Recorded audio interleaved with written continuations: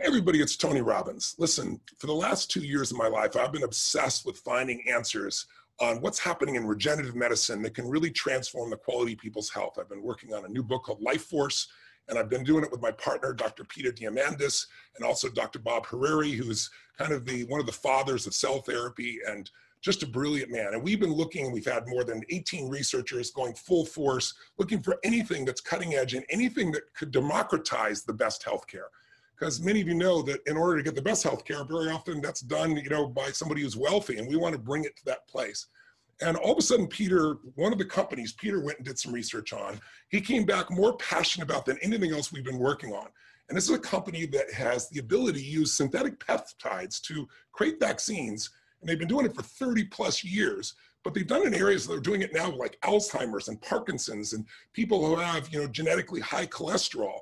But what was really interesting is this 30-year-old company, about 3 months ago, they did a spin-out called COVAXX to work specifically on the COVID-19 issues. And what I was really fascinated by, and there's a large population of people out there that are concerned about all these vaccines that we're rushing to, and some are to manipulate DNA and mRNA, and that's extremely concerning to people. Another one is using live virus, and there's a lot of people out don't want to put live virus in their body. They're worried about the biohazard in the world, much less the biohazard in their body.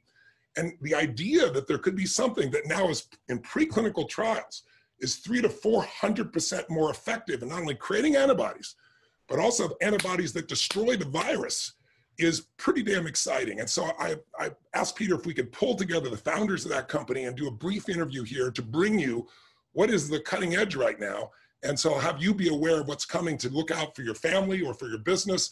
I mean, we have to come up with a solution for this pandemic. And as you know, we're already expecting those second waves, and businesses and people's lives are being so disrupted. So this should be a really great brief session that can show you what might be available to you soon, so you can do your own homework and see what's available. So I'd like to start, before we introduce the founders of COVAXX, with my partner, Dr. Peter Diamandis. And Peter, would you kind of cue up a little bit of how this has come about? Maybe introduce, if you would, Lou and Maymay. Sure. So Tony, I appreciate your time today. I've gotten to know Lou, Reese, and Maymay who are here with me today as the co-founders and co-CEOs of the company we're talking about, COVAXX. A parent company called Biomedical is an incredible story, a 30-year-old company, one of the leading manufacturers of vaccines around the planet. UBI incredibly currently manufactures 500 million doses per year, 4.5 billion doses in animal health of the same exact vaccine platform. Talk about that. Yeah, so UBI is the parent company of COVAXX, and it's probably the oldest biotech company that you've never heard of. We cut our teeth in antibody testing and then developing vaccines, and we basically develop, manufacture them, and we've historically had third parties distribute them. But we've developed this synthetic peptide vaccine platform over the last 2 decades. We commercialized the first ever fully synthetic peptide vaccine against an infectious disease, and then next against endogenous protein. And what that means is, we never touch the virus. We're completely no biohazard risk. So we currently manufacture and vaccinate, against some of the most virulent infections. And we manufacture this in the middle of Shanghai City. So very rare, and it just kind of shows the safety of our platform. And as you mentioned, Peter, right now we manufacture 500 million doses a year. We've commercialized over 4.5 billion, so we know how to do it. We know how to scale up. We know how to deliver vaccines. And we can do it for under $1 a dose. So it's based on this platform that we've leveraged and now decided to basically apply it to COVID-19. And we're really excited about the results that we have so far that we're taking into humans. So Tony, when I think about this, to have an effective vaccine, because we're reading a lot about vaccines out there in the media, and the question is, will I get it? Will it work? Is it safe? All of that. There's sort of 5 attributes that I think about that are critical. Number one, when you inject the vaccine into your body, it's got to be immunogenic, meaning it needs to actually generate a lot of antibodies. Number two, those antibodies need to be neutralizing, meaning they need to go and attack the virus and knock it out.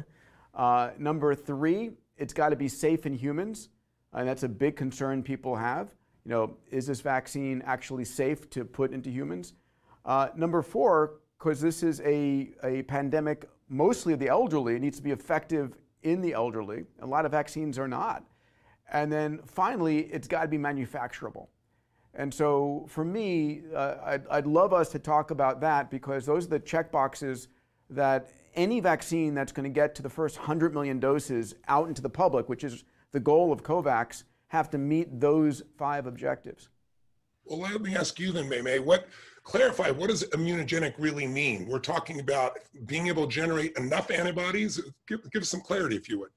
Yeah, so one of the first screens that we do when we design a vaccine is say, we want the vaccine to be able to stimulate the immune system to generate antibody. So they want to generate protection.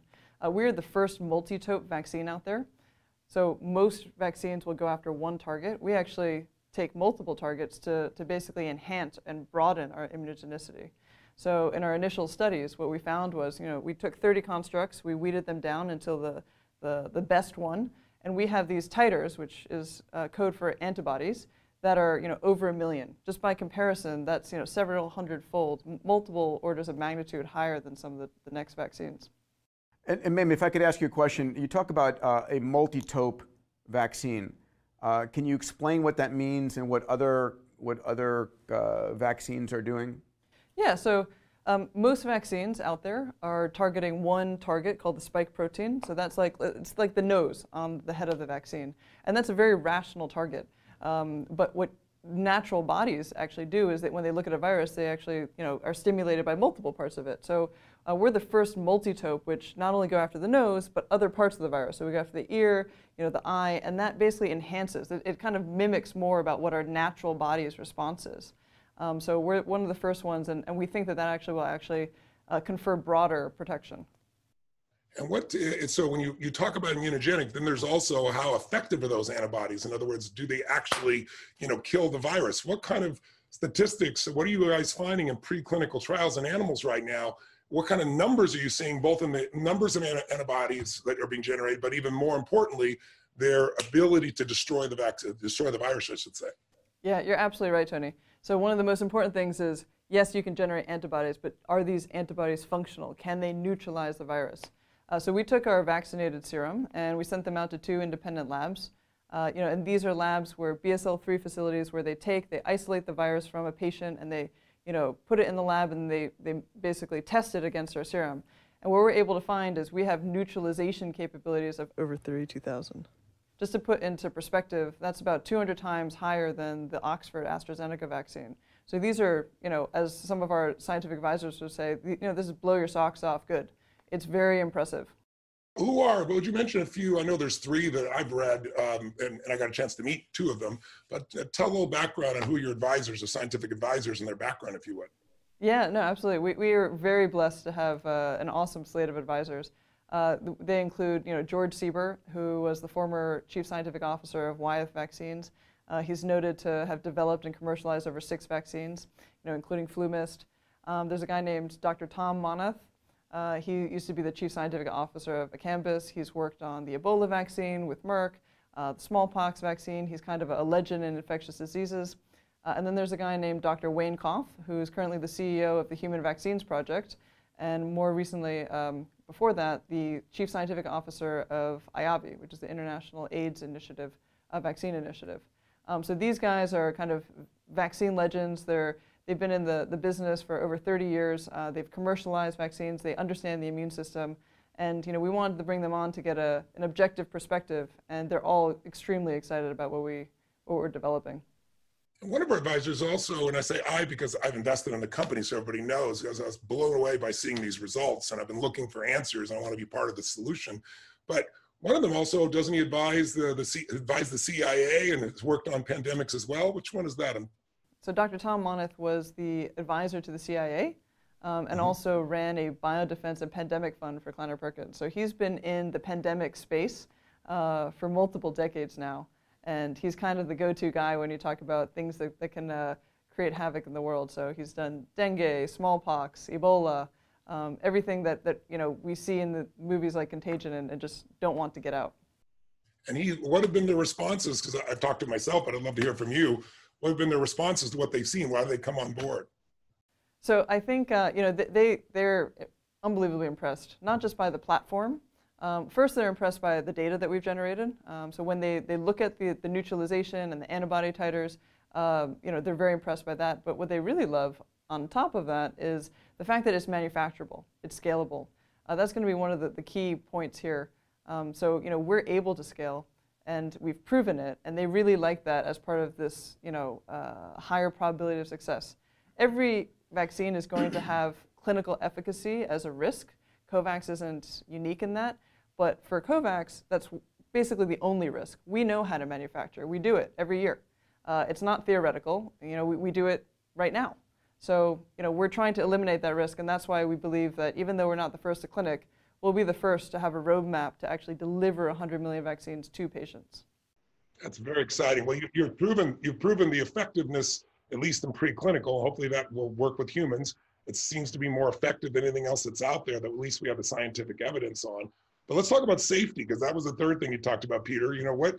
Tell us, maybe Lou, you can jump in on this if you want. Let us know, what have you found about the safety so far, and how can you have at least a positive expectation about safety? It has to be proven with humans, but I know there's a track record that gives you guys confidence. Yeah, so we're excited about the safety. One of the hallmarks of our platform across all 4 of our human trials and other indications, and those are often in aged people that are ill, it's extremely safe. And one of the reasons why we've been able to dominate the animal health vaccine market is because our platform has been safer than the other traditional vaccine platforms. So traditional vaccines are grown, they take the virus, the actual virus, the thing that makes you sick, and they grow it in eggs, millions and millions of eggs, tray upon tray of eggs in giant warehouses. Or if they're super fancy vaccines, they grow them in E. coli, which is that stuff that makes you horribly sick from romaine lettuce. Right, and they grow it in these petri dishes, rows and rows and trays on these giant machines, and they grow the viruses in there, and then they take it out and they beat it up and they inject it into you. And your body has a response to that. That, by definition, has a biohazard risk both to you, but more importantly for the manufacturing process itself, there's a large biohazard risk associated with that. That means that if it's contaminated, the whole batch gets thrown away. That means that if it's contaminated, the whole batch is contaminated for every person that receives it. There's lots of risks associated with that. We've seen that happen over and over and over again historically. One of the things that's differentiated, or the thing that differentiates us, is that we're fully synthetic. There's no live virus, there's no beat up virus, there's no virus of any kind. And because it's fully synthetic, it's safer. And we've seen that in the animals, in billions of animals, billions and billions of animals. And now we've seen it in humans in 4 trials. So we're extremely confident about the safety. That's the underlying premise of the platform. Hi, man. One of the hallmarks of our platform, like Lou was mentioning, is its safety. One of the reasons is that we're able to really specifically turn on the immune system just against the targets. So whereas traditional vaccines, in order to bolster the immune system, they have to activate lots of parts of it. So 99% of the immune response actually goes off target, and only 1% goes to where you actually want it to go. In multiple trials, as Lou mentioned, we have 4 clinical trials completed in humans. What we've seen over and over again is 99% of the immune response that we generate is targeted towards where we want it to go. Whereas less than 1% is off target. That is just a brand new world in terms of safety. It's like a laser. When you say these human trials, you're talking the ones related to Alzheimer's, Parkinson's, are those the ones you're speaking of? You're right, Tony. A sister company to COVAXX, which is using the same platform, the same technology. Think about the same machinery, just a different tip, has been focused on Alzheimer's, Parkinson's, migraines, hypercholesteremia. And those 4 human clinical trials have demonstrated effectively a near perfect safety record. There's been minor adverse events, but nothing significant that we're concerned about. So we have a high degree of confidence that this platform is innately safe in humans, which a lot of the other vaccines don't yet have. And when you talk about manufacturing and speed to manufacture, forget even distribution, we'll get to that in a few minutes. I want to talk about the elderly with safety in a moment and effectiveness. But before we do that, there is a difference also in what you have to build. Isn't an average, as I was doing the research, $1 billion to build a factory? I know we already have factories, but $1 billion because of the number of chickens and eggs. And what's the difference? Can you give us maybe a metaphorical difference of what it's like to mix synthetic peptides to provide that laser-like response in the immune system, as opposed to building a factory that traditionally is being done that are using live virus as an example? I mean, reality is that this is chemistry to mimic biology. And as a consequence, it's as simple as mixing paint. So when you're mixing chemicals, you can do it at scale. It's highly replicable, which means that you don't have bad batches. And it's highly scalable in a smaller area and at a much lower cost. So to put it in perspective, we can build plants for approximately 1/10 as much and deliver a larger number of annual doses. That's awesome. Let's just talk for a second about the manufacturing aspect of this and the distribution, because one of the things when I was doing my own research about, mRNA, let's say, for example, Moderna is a great company. They got brilliant minds, but the question I have is they've never really put something out where you've made that manipulation. I worry about the safety myself, but the big question is, how are you going to take that to Africa when you have to put it in nitrogen? Don't you have to keep it frozen? Tell us what the competitors have to do versus what you can do, because in the end, even though we have an answer, it only works if we can get it to the largest population, the people that really need it. And that's another concern that I have when we talk about rushing a vaccine. It's just not getting a vaccine proven, it's getting it to the people that need it, true? Yeah, no, as we further progress all these vaccines and we think about how we're actually going to commercialize, new problems exist. So that's why actually having a commercially proven platform matters so much. So we deliver our vaccines, over 500 million to animals per year. So we know that the infrastructure, the cold chain, it exists. With other newer technologies, some of them, like Moderna's, there are others, require things that haven't been commercialized, and so we're not quite sure that the infrastructure is there. So, for instance, there is one example, a minus 80-degree storage requirement. So we're not quite sure. I don't think anyone's quite sure how they're going to deliver that from the manufacturing site. Maybe they can get it to a warehouse, but how do you deliver the last yards from warehouse to the actual patient? Much less 100 million, much less to developing countries like in Africa. So that is a challenge that is still to be met, and not quite sure how it's going to fold. How soon will you be going into human trials, because you've been doing preclinical and animal trials, and where are you going to do that? And I understand the location in Nebraska that the DoD uses and that the President's, the POTUS office uses, is the place that you're considering doing this, or have they already accepted you? Can you clarify both when you're going into human trials and some of the organizations that are part of this besides Taiwan? Because I understood, is Taiwan not paying 90% of your human trials? Is what I'd heard. I want to make sure that that's accurate. Yeah, no, we have a very close relationship with the Taiwan CDE, and so we're on a rolling review, and our plan is to actually go into humans later this month. And they're going to help sponsor the phase 1 and the phase 2 trials there. Concurrently, we're actually doing trials in the US. We're doing a parallel trial. So we're doing a phase 1 with the University of Nebraska Medical Center, which is also the home of the National Quarantine Center and the Global Center for Health Security. These are the same guys that the Teddy Roosevelt captains came into, where the Diamond Princess cruise ship guys came into. These guys, saved the world. This is where if anyone in the U.S. has a question about it, they pick up a hotline, and it's University of Nebraska. A wider known fact is that if you watch the movie Contagion or Outbreak, they're the guys in the suits that deal with the end of the world. Yes, the Department and the Department of Defense goes to them, correct? And as well as the presidential's office to make those types of decisions. It is basically the national. They're the highest standard in the U.S. at this stage, I guess. It is. It Absolutely. serves the White House, the Department of Defense, the Pentagon. Like you said, this is the gold standard, and we're unbelievably blessed because they did the remdesivir trial, so that was the first treatment trial in the U.S., and they selected us as their vaccine trial. So and they also did your testing. Are they not your exclusive partner for testing as well? Yeah, they tested, they did a wide screen of all the antibody tests out there, and they chose us as their exclusive serology partner, mainly because we're the most accurate test out there. So that's a pretty amazing combination. And what is your timing for having a vaccine? If the human trials go when is when, and then how far from then do you gear up to get a larger number of doses as well, if you might clarify? So our goal is to have 100 million vaccines available for distribution by the end of this year or very early first quarter of next year. And from there, we can scale up. We can scale up in the United States in our factory. If we start right now, in the next 9 to 12 months, that'll be fully operational and producing 500 million plus vaccines a year. And in our additional facilities in Taiwan, we can produce another 500 million to 1 billion next year, depending on capacities and depending on the speed with which we ramp it up. Okay, so somewhere between 500 million and 1.5 billion, depending upon how quickly you can ramp up, how things go with the human trials as well. How long will the human trials go then for you to be able to make that decision? Because it sounds like you have the speed of manufacturing is amazing because you're using the synthetic peptide kind of. I think the metaphor you gave was like mixing paint, if I remember, as opposed to having to grow it and go through it. But when will you know the truth about the human trials in order to perhaps have it by the end of the year or the first quarter of next year to have a vaccine that's approved and ready to go? So, we're beginning manufacturing now, Tony. A lot of this stuff, this is a crisis, this is a true pandemic, and so we're doing many things in parallel.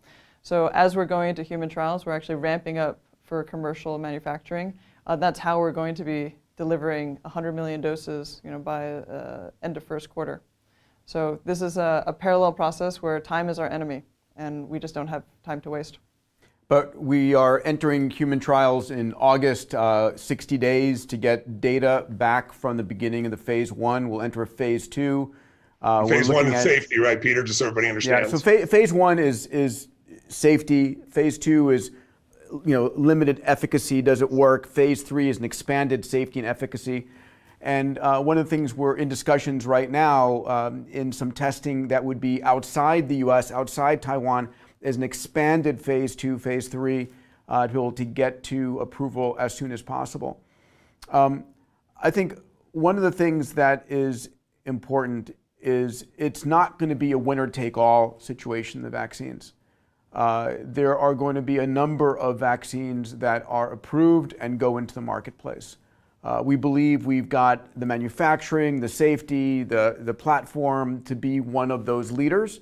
One that I think is also the ability to be demonetized, because it's going to be insane for the first year as people are bidding up the price of the vaccines and people are making a grab for themselves, their elderly parents, their children, and so forth. So how do we do that in ethical and a logical fashion is important. How do we do it safely? So I'm proud of the team here, what they've been able to build. I mean, we are on a mission. You know this. You live your life on a mission as well.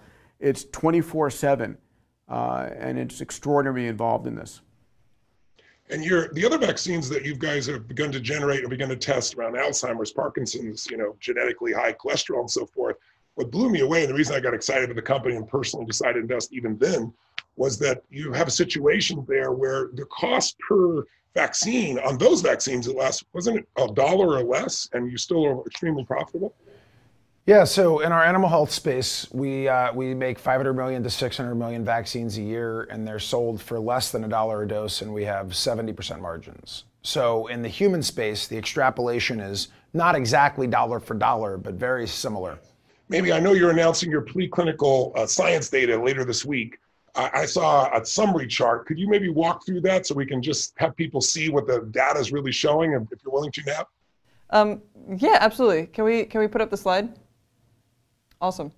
So this is basically a summary of the data that we just shared based on the immunogenicity, how many antibody titers can you generate, how neutralizing they are, and how manufacturable, right? And it's a comparison against the other leading vaccines that are in the field, that are in the clinic right now. So as you can see, the row anti-spike titers, that's how many antibodies we generate. So we're over 1 million. We're at the top of the range that's even detectable. You can see it across the line.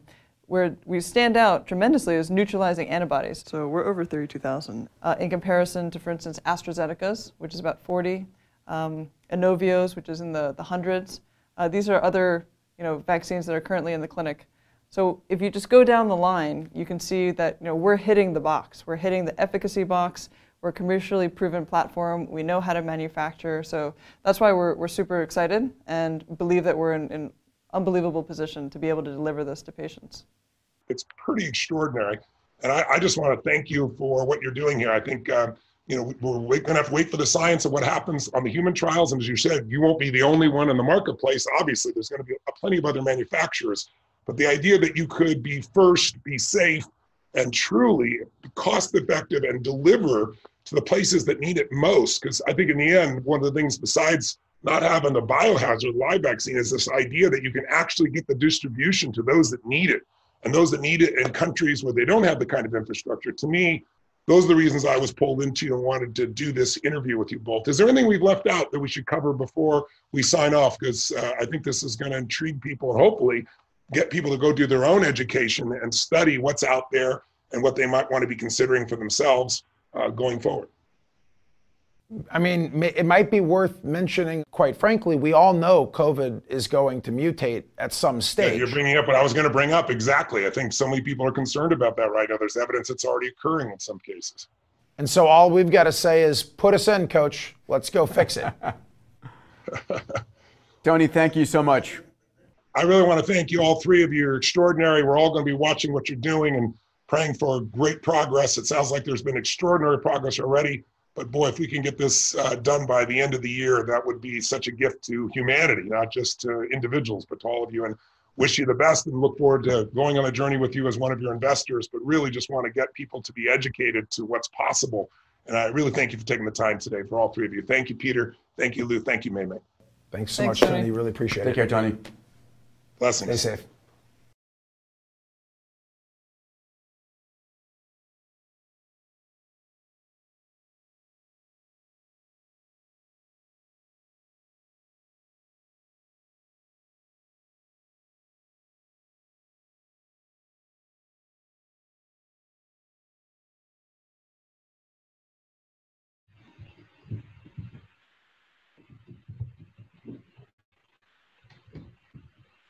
Hey, everybody.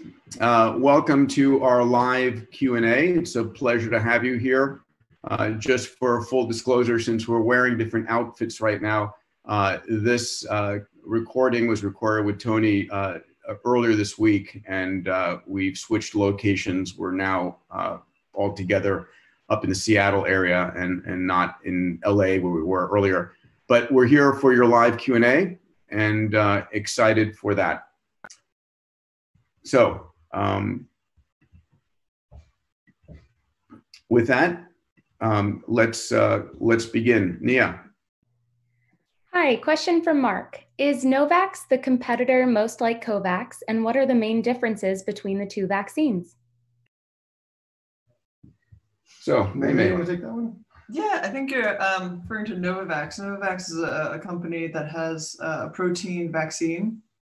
Honestly, they have a pretty good vaccine in terms of early data. They're leading the way in human trials. We use a different technology platform. Ours is a synthetic peptide with a protein tip. We've commercialized and know how to manufacture. They have, as far as I know, never commercialized. Although I have to say their vaccine is good. But they use different platform technologies, underlying technologies, and they have a very strong adjuvant. I know it's very noisy out there, so it's hard to really differentiate between all the vaccines, but let's just say they have a good shot. We like theirs, but we're gonna have to be supplying hundreds of millions of vaccines, so it's not going to be one player. Yeah, and I just want to add there that all the vaccines are not made equal. Data is going to show which vaccines have a long staying power, which vaccines are most effective in populations, 75 and older, which vaccines give you any kind of adverse reactions, what the price points are. So I think a lot of people think, oh, a vaccine, great, we're done. No, there are going to be multiple vaccines, and they're going to be different in terms of their utility. So we have to be watching them all. I'm proud that we have COVAXX. The numbers are pretty outstanding. But yeah, next question. Next question from Douglas. It has been reported that other vaccines are showing signs of losing their protective capabilities as soon as 3 months. Has COVAXX collected enough preclinical data to know whether the effectiveness of its vaccine loses its protective capability over a similar short period? Great question. Really great question. And it's going to be one of the most important distinguishing factors between different vaccines. Yeah, I would start off by just saying that it's about the design of our approach to really specifically designing the immune system's response. So you've got two arms of the immune system that are being activated to create a long-term durable and robust response. And those are the T cell arms, and the B cell arms. And maybe I can get into additional detail, but the answer is yeah, you have to design for that, and you have to absolutely activate the memory cells as well. So there are going to be two components to durability, which is how long it's effective for. The first is, what level of neutralizing antibodies you get. So the higher you get, obviously it's going to take longer for those neutralizing antibodies to wind down. So, even though we haven't collected, actual human data and know for 1 year or 2 years, if you just look for corollaries with other vaccine development and infectious disease, having neutralizing antibody titers over 32,000 is really impressive. And generally speaking, historically, that will offer multi-year protection. So we're very excited, and our advisors are very excited by the initial data, because it will offer much longer protection rationally than the other vaccines. Tony and I are going to do an interview. We have 3 incredible science advisors that together have gotten approved over a dozen of the top vaccines out there.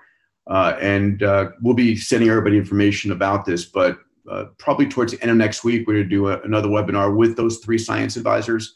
And one of the questions I'll ask is, what is the evidence you're seeing that COVAXX's vaccine will have super long staying power? And obviously you need a vaccine that's going to go at least a year, right? People are doing annual flu vaccinations right now, and they might do an annual COVID-19 vaccination, but doing one every 3 months, I don't think it's going to work. So we need something that's got, over a year staying power. Next question, Nia. As we know, all medications have interactions. To date, what potential complications have the COVAXX team observed? So it's a good question. And most of the time, the interdrug interactions are usually with small molecules, so like pills that we take. And vaccines will have adverse events, as you can see with some of the trials that are coming out. People are having sustained fevers and systemic reactions for a couple, 3 days kind of thing.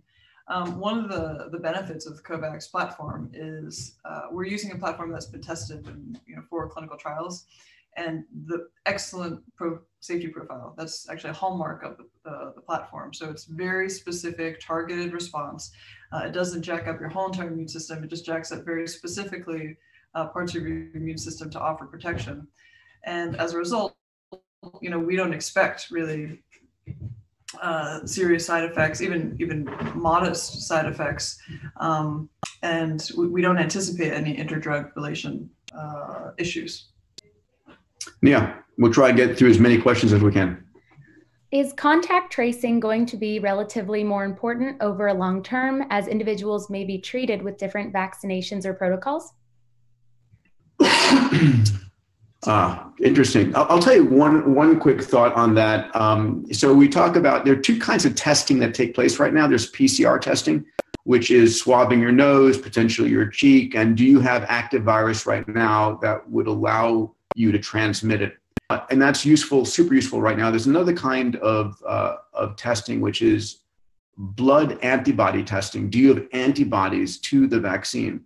And so COVAXX has probably the most specific and sensitive blood antibody test right now. We partnered with the National Pandemic Center, the Center for Global Health Security at University of Nebraska Medical Center. They chose us over many other blood antibody tests. But here's the deal. Blood antibody testing is going to become much more useful a year from now. Once we all get vaccinated, you're walking around thinking you're safe because you've been vaccinated. But what happens if your vaccination wears off and you get reinfected? So it's once you're vaccinated that you're going to want to test yourself every 6 months and make sure you still have antibodies against the virus. So that part of contact tracing, or it's a different version of making sure that when people are vaccinated, they still have antibodies protecting them. It's going to be really important. Makes sense. Yeah. Next question, yeah. I'm from India and would like to know how you could leverage India's pharma manufacturing strengths to further quicken the distribution of the vaccine. Any idea on how you could quickly distribute the vaccine to rural India? Well, hello, India. What I can say is we're in discussions with two major companies, one major hospital system and one tech titan about bringing this vaccine to India. And we're open to others. What I can say is that I think the term you first used, we're COVID chasing. So we're in Brazil right now negotiating relationships there. We're in India, wherever the pandemic is the worst. Other thoughts about India? No, I mean, I think it's definitely on our radar. As Peter mentioned, we are looking at ways, access and is a core value of ours. It's something that our platform enables us to do, is scale up at very cost-effective rates. And so we're looking for partners all around the world, particularly where the COVID outbreaks are more serious, and finding ways to help distribute. So we're actively in negotiations to bring it to India, as you mentioned. And I think the last benefit is that because of the platform technology, we know that the peptides and the vaccines are very stable, which means that the rural India distribution and the rural market distribution is absolutely possible with existing vaccine infrastructure. Yeah, I think one of the things that May's mom and the science team at COVAXX and the parent company at Biomedical have built is a platform that is super low cost. The vaccine fluid in the bottle is more expensive and sometimes than the actual vaccine in there. It's crazy. And so we're able to make it low cost, but it's really the distribution and the infrastructure that starts building up. And of course, the cost of getting it through the clinical trials to get it there, but hopefully, yeah. Yeah, and just one more point on distribution. I'm using rural India as an example because you asked, but one important thing when we think of how we're going to serve the global community is if you don't have a proven platform, you haven't faced all the challenges that are necessary to getting the vaccine actually all the way to the patient. So there are some technologies out there, particularly in the mRNA, DNA, which need to be held at -80 degrees, which is essentially liquid nitrogen tanks. It doesn't mean the vaccine isn't good necessarily, but it just means that there are additional challenges. So you're not just building the vaccine, you got to build the road infrastructure to get it all the way to patients. So what we're looking to do and what we're excited about is that we've been through that battle. It's not theoretical. We've distributed hundreds of millions of doses of animal vaccines. So, the infrastructure to patients is improved. It's better than that. So this is a major advantage and an ability to serve the global community. I'd say we're wishing best luck to every vaccine company out there and really proud of what we have so far. Yeah. What are the timelines for completion of phases 1, 2, and 3 and launch? Is COVAXX looking for collaboration? We are looking for every way to accelerate what we're doing, which is to deliver safe, effective vaccines to people. Right now, we're starting phase 1 next month. Actually, it's later this month. Yeah. It's August now. We're going to be doing another phase 1/2 in the U.S. with the National Quarantine Center with the University of Nebraska Medical Center later this fall. And after that, we are aiming to be in a phase 2/3, which is a large registrational trial, which will complete in 2021. So we're racing to manufacture these doses right now. And we should have 100 million available by the end of first quarter and almost 1 billion by the end of next year. Yeah. So we hope to be through phase 2 towards the end of this year and then entering phase 2/3. Yeah. And in terms of collaborators, I think that we're trying to do this as quickly as we can. And so however that can be achieved, absolutely. We're excited to work with the federal government and with certain states in the United States. We're excited to work with the governments in other countries. And we're excited to work with anybody that can help accelerate the path to market and the ability to get a great vaccine to people that need it. Yeah, I think my team emailed peter@diamandis.com. If you have a collaboration in particular, I'll have my team scan that email and you can propose that and we'll have someone get back to you. Next question. How does a synthetic virus in the vaccine fight the actual COVID-19 virus and its mutations? So what we're doing is actually, the way a vaccine works is it presents something that looks like a vaccine to train your immune system to generate antibodies and develop a memory against when you see that again. So when the actual virus comes in, your body's already primed, it's seen it, it knows how to defend it. So it's basically training your army, right? Which is the army of your immune system. We're not actually developing a synthetic virus. What we're doing is we're using synthetic peptides. A peptide is a chain of amino acids that make up eventually a protein. So what we've done is basically take synthetic peptides to mimic a virus, to mimic the really important epitopes of a virus. So it's almost like if you're reading a book, there's certain chapters or certain words that are more important than others. It's like we're picking out the ones that are the most meaningful to be able to get your body to understand how to fight it when it actually sees it.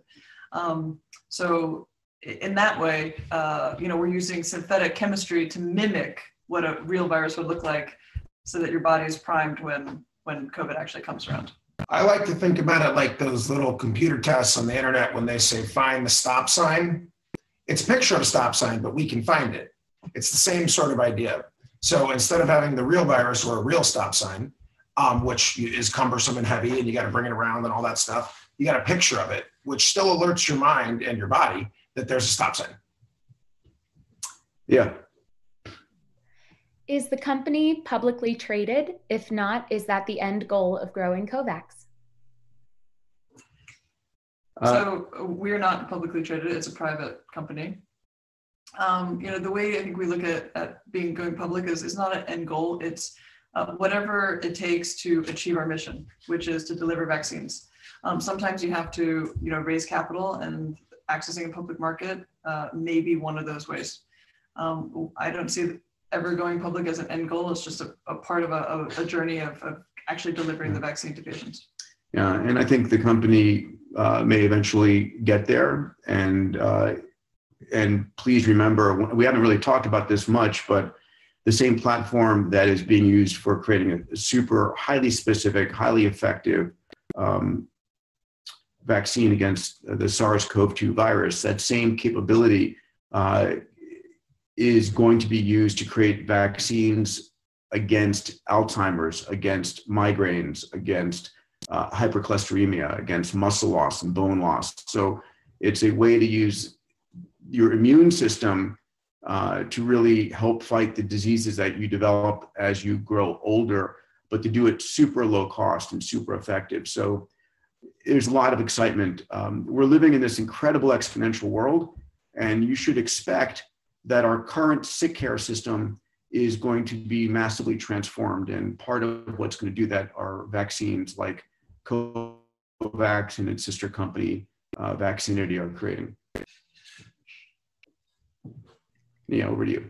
Approximately how much will a vaccine dose cost? Will the cost differ based on where you live in the world, and how easily will large populations be able to access it? Great question. Lou, you want to take that one? Yeah, so one of the things that we're really focused on is we've created a vaccine prioritization panel.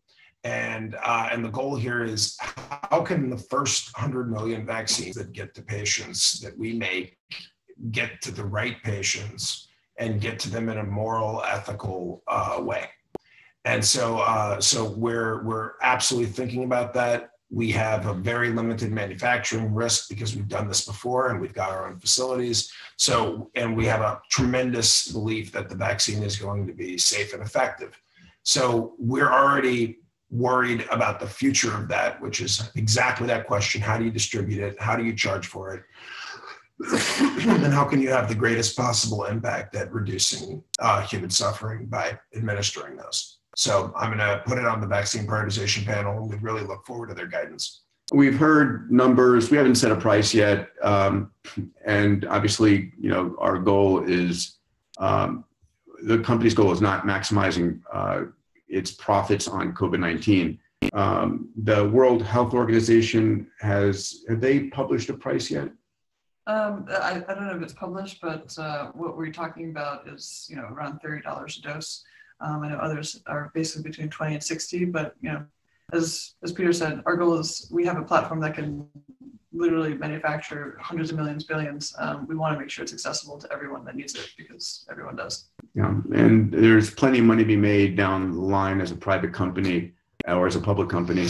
But right now it is really getting it out there as soon as possible. So I do know that our platform is one of the lowest cost platforms in terms of the technology, because it's not biology. It's, as Louis said, it's more like chemistry. Next question. Are you all planning to take the vaccine yourselves and give it to your families? Absolutely. As soon as we get it. As soon as possible. Yeah, I know. I think it's something which I feel comfortable. I know we all do, about the safety, because this platform is super safe.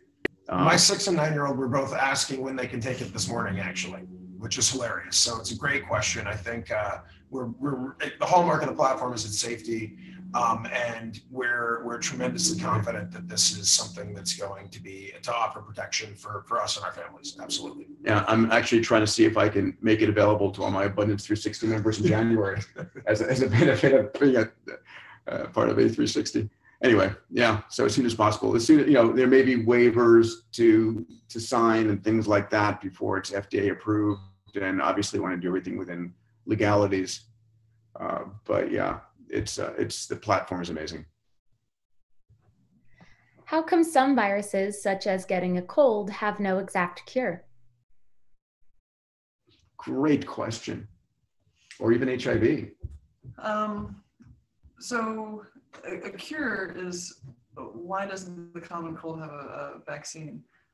It mutates a lot, and drug development is expensive and laborious. And so sometimes it's a decision on which indications to go after.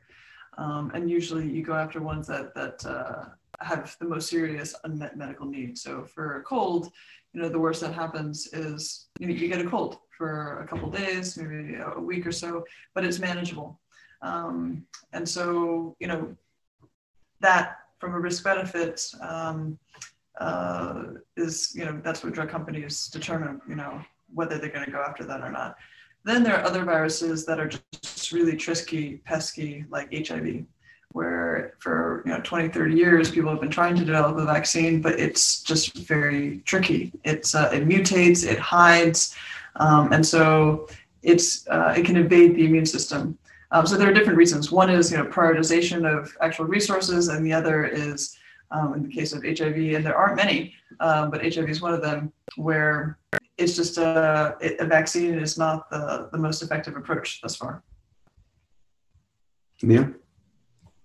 Why are people so fearful of vaccines? I did some research watching a TV show. Do you know that the anti-vaxxer movement or fear of vaccines goes back hundreds of years? It's not something recent. And, one of the earliest vaccines for, came from cowpox, where you were taking the pustules from a cow and basically injecting that into your body. And, sometimes when you're using live viruses or you're using beat up viruses, attenuated viruses, it makes you sick. And so some vaccines can make you ill, and some vaccines can have negative effects. On the whole, and please hear me, I'm a medical scientist type.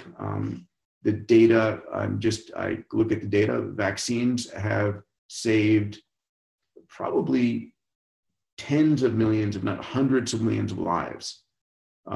They cause some damage, but it is thousands of times less. The downside is de minimis compared to the benefit to society. And in fact, a lot of people who don't vaccinate their kids against the scourges of the past are putting our kids at risk. And so there is really a balance here to be had. And it's important to really do the research and listen to the science. Yeah, I'll put a plug in for vaccines just generally. It's probably the most prolific medicine of our day. We've doubled our health expectancy in the last 100 years. Our life expectancy. Yeah, our life expectancy. And most of them have been because of child illnesses. I mean, there are now over 20 vaccine preventable diseases. Most of the vaccines are for pediatrics. And it's because, the reason why we're doubling life expectancy is back, 100 years ago, I think it was a 1 in 5 chance that your child wouldn't make it, past 10 or something. So yeah, I mean, if you go back 500 years, 40% of kids were dying. I mean, what's the chance? It's a coin flip. What's the chance if half your kids didn't make it past age 5? How would that feel? It's insane. Yeah. So it's listen. There's always naysayers for anything, but vaccines I think have been unbelievably transformative for humankind. Right now, 80% of people are vaccinated, so it's prolific. Next question. What are some side effects of this vaccine that people should expect when they take it? Great question. So this vaccine, generally speaking, when you're puncturing your arm, I think the biggest, side effect is just some site injection reactivity. So a little soreness of where the needle goes in. Otherwise, in our other human trials, we really haven't seen many side effects. Some other more traditional vaccines, because they use a virus and beat it up and actually inject it in you, sometimes you can feel like you're sick. Sometimes you can get a fever. Sometimes you can get a headache. For ours, it's synthetic, it's very clean. And even though we haven't gone to humans, based on our experience, the most common side effect is really this reaction. And if I could clarify this, the specific COVAXX vaccine are the top candidate out of the 30 that the team developed. That vaccine is going into human trials later this month in Taiwan into phase 1/2. And so we'll get that. But the platform, again, if it's all the parts except for the very tip that focuses on this virus versus that particular lock and key, that platform has been tested in 4 human clinical trials. And again, it's had de minimis negative side effects at site reactivity, pain, or a little bit of redness and so forth. A lot of the vaccines out there right now, if you do your research, and again, our hope is that many succeed, some of them are getting sustained fevers and ill effects, but rather than diss anybody, I'll let you guys do the research on that. How does your vaccine platform differ from Moderna and Inovio pharmaceuticals? So it's Inovio and Moderna are mRNA or DNA. It's a very interesting technology, but one that's unproven. And what they do is they basically, DNA, RNA, they're the building blocks of instruction set. Yeah, the instruction. So what they do is they modify the instruction set and they code and tell your body, hey, make this protein. And then that protein is the vaccine, which then gets your body to say, hey, attack this protein. This looks like SARS-CoV-2 kind of thing. So it's multiple steps. It's changing the instruction set, which then gives you an antigen, which then induces an immune response. Ours is very simple. We take our synthetic peptides and we have this very special way of figuring out what are the important parts. And that is the antigen. So we don't ever mess with your DNA. And that's something that hasn't been proven yet, what the long-term effects are. It's to be seen, but ours is, it never touches those instruction sets. So it's just a little peptide that we inject that mimics what SARS-CoV-2 looks like and gets your body to respond. It's proven, it's scalable, and so they're just different approaches to how to get your immune system to react. There's also structural differences. So mRNA versus a synthetic peptide approach. One is that there are commercialized synthetic peptide vaccines that have been manufactured at scale billions. There's never been an mRNA vaccine. So both of those companies share that reality in terms of a commercialized product. The other issue is that because they're mRNA, they both have to be stored in liquid nitrogen at -80 degrees. These are major logistical hurdles and are really dramatic differences in the platforms. Next question. Okay, we have time for one more. When can we hear any updates on scientific data on human trials? So I'll mention two things. The first is, again, we're going to be doing, Tony and I are going to do another webinar towards the end of next week. We have 3 science advisors, Tom Anath, Wayne Koff, George Cyber, who together cumulatively have developed and had FDA approved about a dozen vaccines from the top vaccines on the planet. They've joined as our senior science advisors, and we're going to be interviewing them so that they can share their view of this vaccine. And you can ask hard questions like, is this vaccine effective in older individuals? Like my mom, who's watching right now, is 84. Hey, Mom. And I want her to have this vaccine because I know it's going to create an immune response and therefore protect. Because if you're older and your immune system doesn't activate, then it doesn't help you very much. And then we'll interview them, and so you can ask the hard questions there. We go into humans end of this month. How long will the phase 1 take before we release phase 1 data? It'll take a couple months. So we'll have it in late fall. Yeah, and then that is for the nomenclature. Phase 1 is safety. We're making sure it's safe. Looking for any side reactions and so forth. We expect this one to be very safe, but we want to get the data to prove it. We're also in non-human primates right now in parallel. And then we go into phase 2, which is efficacy. Okay, let's expand the size. And we're talking to partners in Brazil today about doing an expanded phase 2/3 trial in Brazil and other parts of Central and South America and in the US. So just really getting as much data as rapidly as we can because we want to be able to demonstrate with confidence the efficacy of this vaccine and its advantages. So we'll be rolling out data every month starting October forward. So please join us again. If you've signed up for this webinar, we'll send you information about the next webinar that Tony and I are doing. If you are watching us on social media, if you go to diamandis.com, there'll be a banner there that you can sign up for the interview we're doing with our 3 incredible virologists, epidemiologists, scientists next week. So please join us, diamandis.com, and you'll see a banner there. You can sign up for the next one. If you sign up for this one, you'll get an invite as well. Follow us. Those of you who know me know that I am typically heads down focused on XPRIZE and SU and Abundance 360 and Bold Capital and everything else in my life. And much to the chagrin of many of my partners, I put almost everything on hold and have been heads down on COVAXX just because the magnitude and the potential it has to transform the world in one of the most important times ever in human history. So I hope you guys will follow us and join us in this incredible effort. May and Lou, thank you. Thanks, Peter. Really appreciate it. Thanks, everybody. Thank you, Greg. Thank you, Nia. Take care, everybody. Thanks for learning about what we're doing. Yeah, appreciate it.